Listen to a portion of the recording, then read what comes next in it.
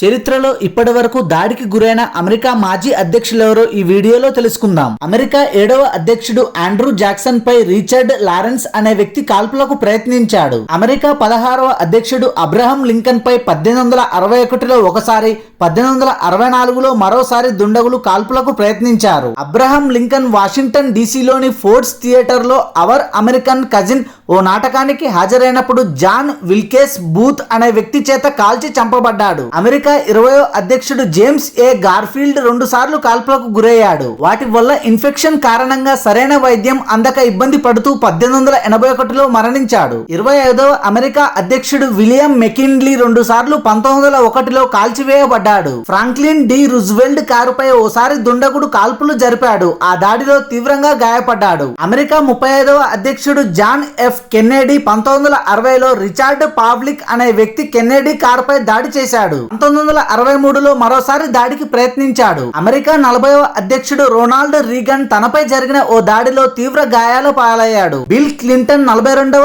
America అధ్యక్షుడిగా ఉన్న సమయంలో వైట్ హౌస్ పై కాల్పులు జరిపారు. 43వ అమెరికా దేశ అధ్యక్షుడిగా ఉన్న జార్జ్ బుష్ పై ఓసారి గ్రెనేడ్ దాడి జరిగింది. అమెరికా 45వ అధ్యక్షుడు ట్రంప్ పై జూలై 13, 2024న హత్యాయత్నం జరిగింది. దీని నుంచి ఆయన త్రుటిలో తప్పించుకున్నాడు. ఆయన కుడి చెవిపై నుంచి తూటా దూసుకుపోయింది. వెంటనే అప్రమత్తమైన ట్రంప్ కిందకి వంగారు. ఆ వెంటనే అప్రమత్తమైన భద్రతా సిబ్బంది ఓ అగంతకుణ్ణి మట్టుబెట్టింది. ట్రంప్ పై కాల్పులు జరిపిన వ్యక్తిని FBI గుర్తించింది. పెన్సిల్వేనియాలోని బథల్ పార్క్ కు చెందిన థామస్ మాథ్యూ క్రూక్. అతడి వయసు జస్ట్ 20 ఏళ్లు. ఇతడే ట్రంప్ పై కాల్పులు జరిపాడు. ఆ వెంటనే తన ప్రాణాలు కోల్పోయాడు. ట్రంప్ కోసం 3 రోజుల నుంచే రెక్కీ నిర్వహించాడు థామస్. CCTV కెమెరాల ఫుటేజ్ ఆధారంగా ఈ విషయాన్ని నిర్ధారించారు. 300 అడుగుల దూరంలో ఉన్న బిల్డింగ్ ను ఎంచుకున్నాడు. అక్కడి నుంచి ట్రంప్ పై కాల్పులు జరిపాడు. గురి తప్పడంతో ట్రంప్ ప్రాణాలతో బయటపడ్డాడు. Thanks for watching this video. For more interesting videos please do subscribe.